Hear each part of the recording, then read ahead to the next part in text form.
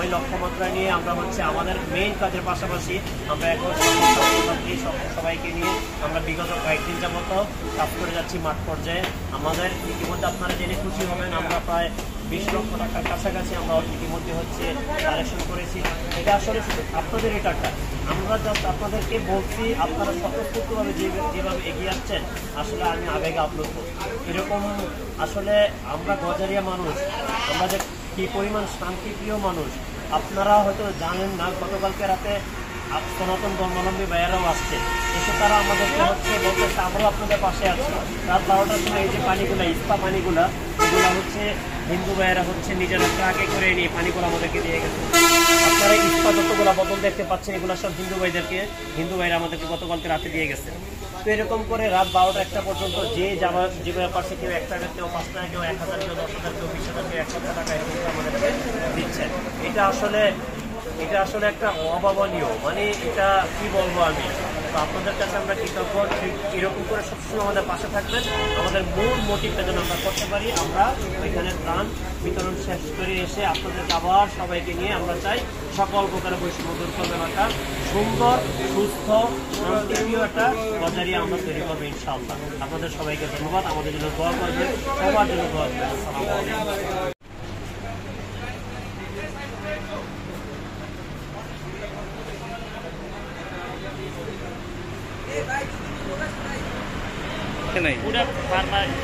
অনেক আছে আরো মাত্র অল্প।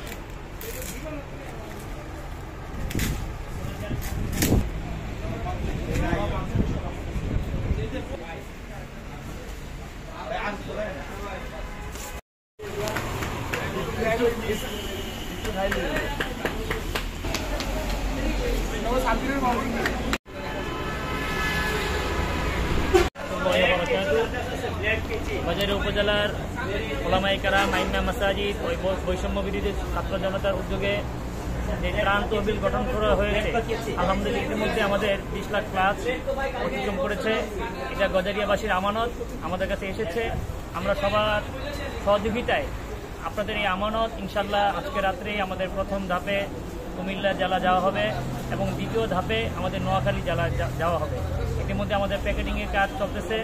আমরা দেখেছি বিভিন্ন এই সামাজিক মাধ্যম থেকে যে আমরা যারা নৌকা ছাড়া যাচ্ছি তারা আমরা যে সমস্ত দুর্গম এলাকা যেতে পারছি না, যার ফলে দুর্গম এলাকার বন্যা কবলিত মানুষ কষ্ট পাচ্ছে। সেই লক্ষ্যে আমরা আমাদের গজারিয়াবাসীর পক্ষ থেকে আমরা 2টা ট্রলার নিয়ে যাচ্ছি এবং আমরা আমাদের সেফটির জন্য লাইফ জ্যাকেট, আনসারি জাহাজ সেগুলো নিয়ে যাচ্ছি। আমরা সেখানে এই ত্রাণের প্যাকেটের পাশাপাশি আমরা যারা বিভিন্ন আশ্রয় কেন্দ্র অবস্থান করছেন তাদের জন্য আমরা খাবারের ব্যবস্থা করবো ইনশাআল্লাহ। আমরা আমাদের এই পরিবেশনের পরে একটা স্বচ্ছ হিসাব সবার সামনে তুলে ধরবো। আমরা গজারিয়াবাসীর কাছে এই দোয়া চাচ্ছি আমরা যেন আপনাদের এই আমানত যারা বন্যা কবলিত মানুষ তাদের কাছে পৌঁছে দিতে পারি।